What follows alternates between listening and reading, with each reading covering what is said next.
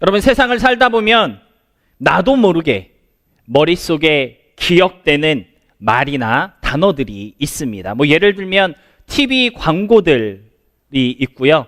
또 유행어, 그러한 것들이 본의 아니게 우리의 머릿속에 새겨지는 그러한 말들인 것 같습니다. 근데 신기한 것은 이렇게 한번 우리의 머릿속에 들어와 새겨져 버리는 그러한 표현들이 생각보다 아주 큰 영향력을 갖고 있다라고 하는 것이죠. 예를 들어 보면 여러분이 사용하시는 핸드폰, 분명 삼성 또는 애플 둘 중에 하나일 것입니다. 근데 여러분, 애플 그러면 가장 먼저 떠오르는 단어가 무엇이 있을까요? 아마 혁신이라고 하는 단어가 가장 먼저 떠오르지 않을까 생각됩니다. 혁신 또는 이노베이션, 그러한 표현들이 애플을 상징하는 표현으로 가장 많이 연상되고 기억되는 단어라고 볼 수가 있는데요.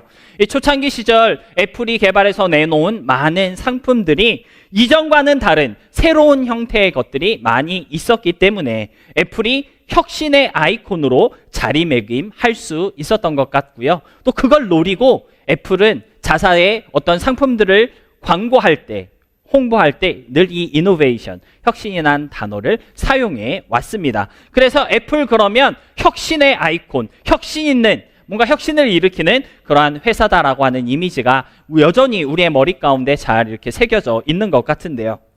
하지만 근래의 애플은 혁신을 잃어버렸다라고 하는 평가를 많이 받고 있는 것 같습니다. 특별히 애플을 창업했던 스티븐 잡스의 죽음 이후 애플은 더 이상 혁신을 일으키는 회사가 아니라 남이 일으켜놓은 혁신을 뒤쫓아가는 그러한 혁신을 잃어버린 회사로 이렇게 많이 절하평가되고 있는 것을 우리가 알고 있는데요. 하지만 그럼에도 불구하고 여전히 많은 사람들은 애플과 혁신을 같은 의미로 그렇게 기억하고 있습니다. 그래서 어떤 분야에서 뭔가 뛰어난 변화를 일으키는 그러한 사람이나 회사가 등장할 때마다 세상은 그 분야의 애플과도 같다라고 이렇게 이야기를 하고 있는데요. 일론 머스크가 세운 전기 자동차의 그 선두주자인 테슬라라고 하는 회사가 자동차계의 애플이다. 그렇게 많이들 얘기했던 것 같고요. 스타벅스가 꽉 잡고 있었던 커피 회사에 이 커피계에 이 블루바럴이라고 하는 회사가 등장하면서 이 드랍커피라고 하는 새로운 장르를 또 유행시켰는데 이 블루바럴 회사를 보면서 커피계의 애플이다. 이렇게 많은 사람들이 평가를 하였던 것 같습니다. 여러분, 애플은 혁신을 잃어버렸지만 애플과 혁신, 이 두 단어가 한 번 머리에 새겨진 많은 사람들은 여전히 애플이라는 이 단어를 혁신으로 사용하고 있다라고 하는 것인데요. 이처럼 한 번 마음에 들어오고 머리에 기억된 말들이나 단어들은 쉽게 지워지지 않고 또 엄청난 영향을 미치는 그러한 힘이 되고 있는 것을 우리는 경험하고 있는 것 같습니다. 근데 여러분, 그거 아십니까? 바로 그런 이유 때문에 교회는 성도님들에게 성경을 좀 읽고 성경을 좀 암송하라라고 그렇게 권면하고 있는 것입니다. 한번 머릿속에 들어와 기억으로 자리 잡은 성경 말씀은 저와 여러분의 삶 속에서 정말 특별한 힘이 될 수 있기 때문입니다. 신앙생활을 오래 하신 분들, 또 교회를 좀 다니신 그러한 분들은 각자의 어떤 삶 가운데 여러분들이 되게 좋아하고 또 기억하고 암송하고 있는 그러한 성경 구절이 못해도 하나쯤은 아마 있을 것 같은데요. 여러분, 그 성경 구절을 외우고 있음으로 말미암아 우리의 삶 가운데 정말 특별한 힘을 얻을 때가 참 많이 있다라고 하는 것 분명 여러분들께서 경험해 보신 적이 있는 줄로 믿습니다. 저도 아주 어렸을 때부터 이상하게 외워졌고 또 그래서 나에게 큰 힘이 됐던 그러한 성경 구절이 하나 있는데요. 바로 잠언 16장 9절의 말씀입니다. 우리 다 같이 함께 읽어보도록 하겠습니다. 시작! 사람이 마음으로 자기의 길을 계획할지라도 그의 걸음을 인도하시는 이는 여호와시니라. 이 말씀이 왜 저에게 힘이 됐는지 또 어떻게 힘이 됐는지 정말 간증할 게 수도 없이 많이 있지만 저의 유년 생활이 그리 평탄하지 못했거든요. 그래서 그런지 어떤 환경 속에 있든지 간에 인생의 방향을 결정하는 것이 사람의 뜻과 계획이 아니라 바로 하나님이시다라고 말씀하고 있는 이 성경 구절은 어린 저에게 큰 힘이 되었고 위로가 되었습니다. 만약 이 말씀 한 구절이 제 마음에 새겨져 있지 않았다면 길지 않은 저의 삶은 오래전에 아마 무너져 내리고 말았을 것인데요. 그러나 인생의 걸음을 인도하시는 이가 하나님이시라는 이 말씀이 부족했던 제 삶에 빛이 되었고요. 어려운 환경 속에서도 앞으로 나아갈 수 있는 큰 능력이 되었던 것 같습니다. 물론 여러분들께서도 여러분이 암송하고 또 좋아하고 있는 그 성경 구절을 붙잡으시며 매 순간 어떠한 환경 가운데 있든지 간에 헤쳐나왔던 그러한 간증이 수도 없이 많이 있으셨을 텐데요. 바로 그런 이유에서 교회 생활을 하시는 많은 분들이 하나님의 말씀을 읽고 또 가능하다면 그 말씀을 암송하고자 노력하고 있는 것입니다. 기억으로 자리 잡은 하나님의 말씀이 주는 그 위로와 능력은요, 우리의 생각과 계산을 뛰어넘는 정말 놀라운 은혜가 되기 때문입니다. 사랑하는 성도 여러분, 여러분은 어떠한 말씀을 기억하고 있으십니까? 여러분의 가슴 속에 잊혀지지 않고 지워지지 않는 하나님의 말씀 한 구절 가지고 계신가요? 성경 66권의 이 방대한 말씀 가운데 여러분의 머릿속에, 여러분의 가슴 속에 기억되는 한마디, 한 구절이라도 있을 수 있기를 바랍니다. 그 한마디, 그 한 구절이 여러분의 삶 가운데 하나님의 역사를 체험하게 되는 능력이 될 것이고요. 또 하나님을 만나게 하는 귀한 통로가 될 것이기 때문입니다. 사실 매 주일마다 하나님 앞에 예배하기 위하여 우리가 주님 앞에 모일 때 참 수도 없이 많은 설교를 듣고 있지만 여러분, 우리가 설교의 내용을 다 기억하진 못해도 그 중에 단 한마디라도, 단 한 부분이라도 기억할 수 있다면 여러분의 일상이 달라질 것이고요. 여러분의 한 주가 새롭게 변화가 될 것입니다. 기억으로 남는 하나님의 말씀을 가진 우리 모두가 되어서 말씀의 인도하심을 따라 살아가는 주님의 자녀들이 될 수 있기를 진심으로 소망하며 축복합니다.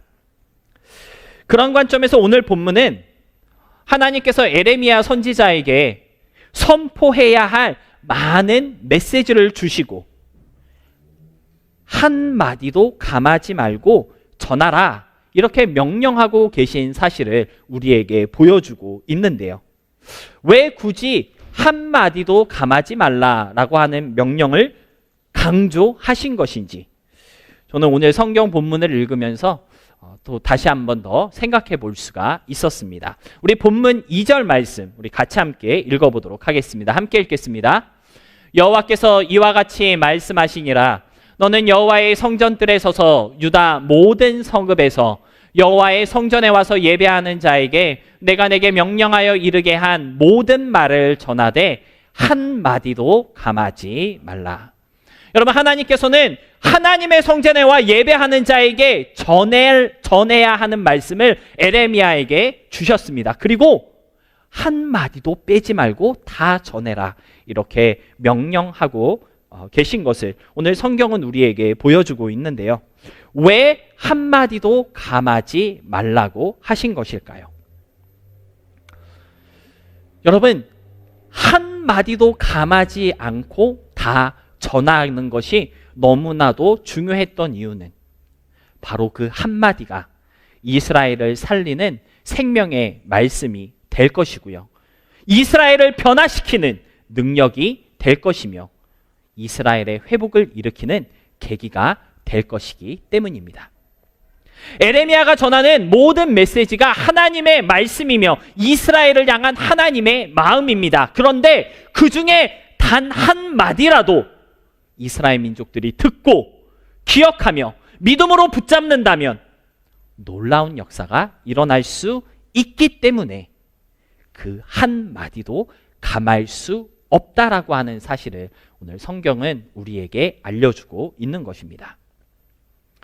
여러분, 우리가 하나님의 말씀을 전하거나 또는 들을 때 또는 성경을 읽을 때 기본적으로 가지고 있어야 할 자세가 바로 이 자세다라고 하는 것을 꼭 좀 기억하시기를 바라는데요. 오늘 내가 듣는 이 말씀이, 오늘 내가 읽는 이 성경이, 또 오늘 내가 전하는 이 복음이 누군가에게는 생명이고 위로가 되며 그의 인생을 뒤집어 놓을 놀라운 능력이 된다는 것을 알아야 한다라는 것입니다. 내가 듣는 그 말씀 우리가 다 기억하지 못해도, 내가 읽는 그 성경을 다 이해하지 못한다 할지라도, 내가 전한 복음을 그 사람들이 다 듣지 않아도 그 중에 단 한마디라도 기억할 수 있다면, 내가 읽은 성경 중에 단 한 구절이라도 여러분의 마음 가운데 새겨지게 된다면, 내가 전한 복음이 한마디라도 다른 사람에게 전달되었다면 그 한마디로 인해 우리가 상상하지 못할 놀라운 역사가 일어나게 된다는 것을 오늘 성경은 강조하고 있다라고 하는 것이죠. 그렇기 때문에 단 한마디도 감해서는 안 된다는 것이고요. 그렇기 때문에 잘 듣고 잘 읽고 잘 전할 수 있어야 한다라는 사실을 오늘 성경은 우리에게 알려주고 있는 것입니다. 사랑하는 성도 여러분, 말씀을 들을 때, 설교를 들을 때 집중해서 잘 듣고 또 성경을 집중해서 잘 읽어서 무엇을 말씀하고 있는지 이해하는 것 너무나도 중요합니다. 그런데 그것보다 더 중요한 것은요, 오늘 들은 설교 중에 또는 오늘 내가 읽은 말씀 중에 한마디라도 우리의 기억 가운데 남아서 되새길 수 있어야 하는 것입니다. 설교 시간에 말씀을 잘 들었는데 집으로 돌아갈 때 한마디도 생각이 나지 않는다면 그 설교가 여러분에게 무슨 의미가 있겠습니까? 아니, 이곳에서만 듣고 그렇구나, 잘 이해했는데 교회 문을 나가는 순간 머리에 기억되는 것 하나도 없다면, 여러분들이 월요일, 화요일, 수요일을 살아갈 때 여러분들의 심령을 움직이는 하나님의 말씀이 단 한 구절도 생각나지 않는다면 주일에 교회 나와 하나님의 말씀 듣는 게 무슨 의미가 있느냐, 이 말이라는 것이죠. 기억나는 한마디, 기억할 수 있는 한마디가 있을 때 그 말씀이 내 일상 속에 역사하시는 하나님을 경험하게 하는 통로가 되는 것입니다. 제가 오늘 본문 2절에 나오는 이 한마디라고 하는 단어를 원어로 찾아보았는데요. 이 마디에 해당하는 히브리어가 다바르라고 하는 단어이었습니다. 근데 이 다바르라고 하는 단어는요, 약 85개의 다양한 형태로 번역될 수 있는 그러한 단어이어서 문맥과 상황, 환경에 따라 그 뜻과 의미가 아주 다양하게 번역될 수 있는 아주 카멜레온 같은 그러한 단어이었습니다. 저는 이 다마르라고 하는 단어의 뜻을 보면서 그러한 생각을 할 수 있었는데요. 그래서 하나님의 말씀은 한마디면 충분하구나, 한마디면 만족할 수 있겠구나, 그렇게 생각해 볼 수 있었습니다. 비록 단 한마디라 할지라도 85개의 다양한 형태로 번역될 수 있는 하나님의 이 말씀은요, 우리의 상황과 형편, 우리의 마음 상태나 영적인 모든 부분들을 다 헤아리고 커버하며 스며들지 못할 부분이 없다라고 하는 사실을 성경은 오늘 우리에게 가르쳐주고 있다라고 하는 것이죠. 하나님의 말씀이기 때문에 가능하다라고 하는 것이고요, 하나님의 말씀이기 때문에 한마디면 족하다라고 하는 것입니다. 여러분, 말씀 한마디의 능력을 기억하는 우리 모두가 될 수 있기를 바랍니다. 사실 하나님께서 이 세상을 창조하실 때, 저와 여러분이 누리는 이 모든 것들을 만드실 때 길게 말씀하지 않으셨습니다. 한마디 하셨거든요. 여러분, 창세기 1장 보니까요, 빛이 있으라 한마디 하니까 어떤 일이 일어났습니까? 그 한마디 때문에 빛이 있었다라고 성경은 기록하고 있습니다. 존재하라 라고 하나님께서 한마디 하셨더니 풀과 채소와 씨 맺는 각종 나무들이 생기게 되었다라고 하는 사실을 성경은 기록하고 있는데요. 그러니까 사실 하나님의 말씀 한마디는 그냥 한마디가 아니라 창조의 능력을 가진 한마디라고 하는 사실을 성경은 이미 오래전부터 저와 여러분에게 가르쳐주고 있었다라고 하는 것입니다. 사랑하는 성도 여러분, 우리의 삶은 참 복잡합니다. 인생이라는 것이요, 제가 뭐 길게 살아보진 않았지만 참 어렵고 헷갈리며 어떻게 어디로 가야 할지 참 막막하고 답답한 것 같습니다. 그런데 알 수 없는 이 인생을 살아갈 때 우리에게 필요한 것은 수많은 것들이 필요한 게 아니에요. 하나님의 말씀 한마디, 그거면 충분하다는 것을 기억하셨으면 좋겠습니다. 아무리 복잡하고 어렵고 헷갈리는 삶이라 할지라도 말씀 한마디면 충분하다라고 하는 것을 여러분들 기억하시고, 기억해야 할 그 한마디를 가슴에 품고 새김으로써 충만한 하나님을 경험하는 우리 모두가 될 수 있기를 주님의 이름으로 축복합니다. 그렇다면 저와 여러분이 기억해야 할 그 한마디, 오늘 성경 본문을 통해 하나님께서 우리에게 들려주시고자 하시는 그 한마디는 과연 무엇일까요? 우리 본문 3절 말씀 같이 함께 보도록 하겠습니다. 3절 함께 읽겠습니다. 그들이 듣고 혹시 각각 그 악한 길에서 돌아오리라. 그리하면 내가 그들의 악행으로 말미암아 그들에게 재앙을 내리려 하던 뜻을 돌이키리라.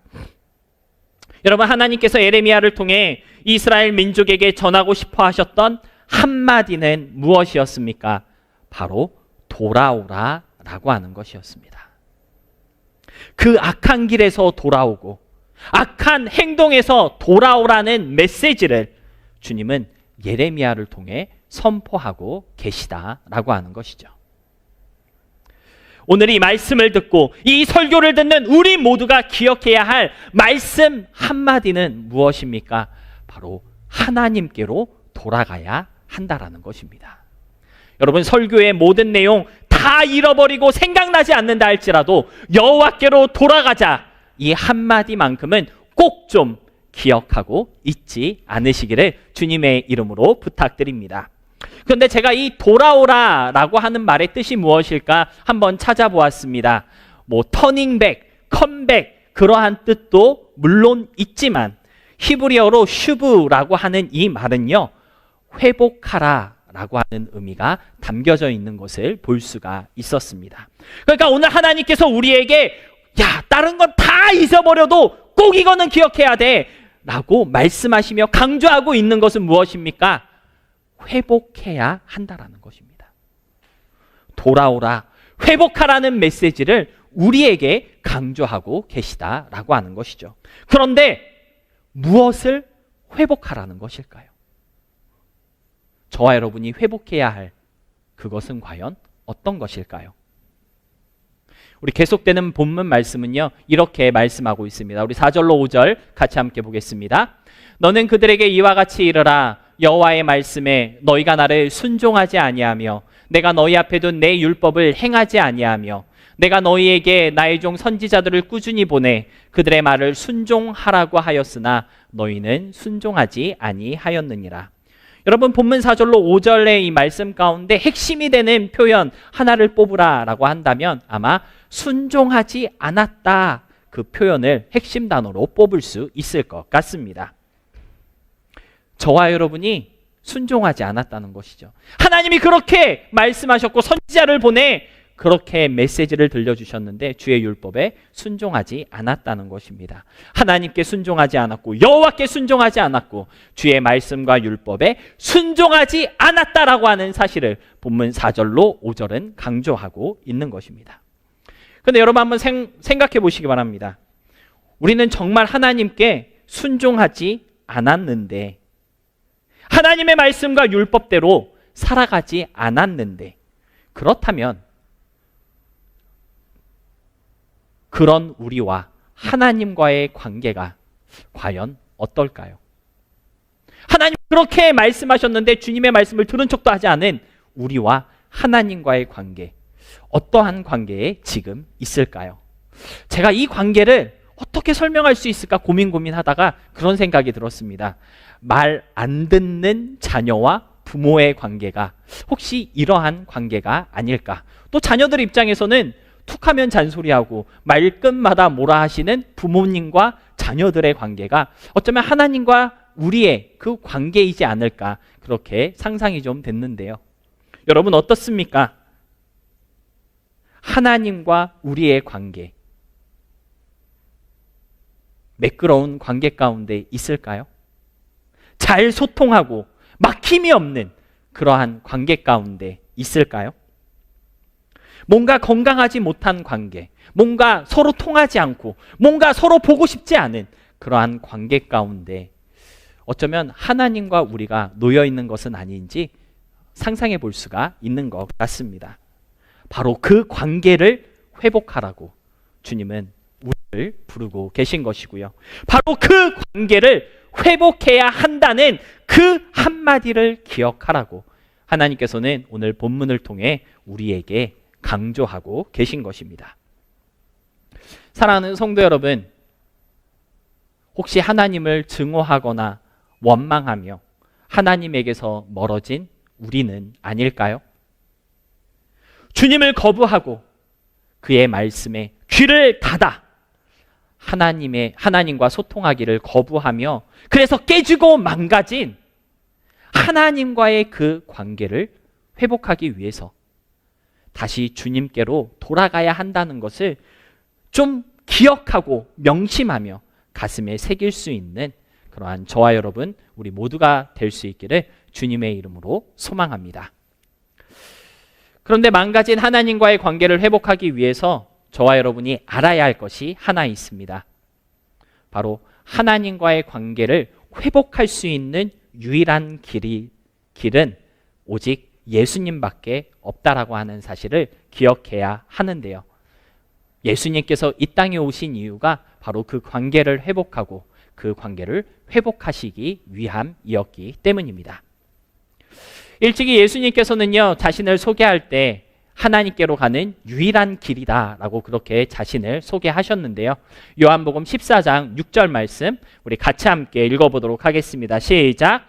예수께서 이르시되 내가 곧 길이요 진리요 생명이니 나로 말미암지 않고는 아버지께로 올 자가 없느니라. 예수님께서는 자신을 아버지께로 가는 길, 유일한 길이다라고 말씀하셨습니다. 오직 예수님을 통해서만 망가진 하나님과의 관계가 회복될 수 있다라고 하는 것이고요. 오직 예수님을 통해서만 돌아갈 수 있고 회복될 수 있다라고 하는 것이죠. 그런데 여러분, 왜 예수님밖에 없을까요? 왜 예수님만 유일한 길이 되시는 것일까요?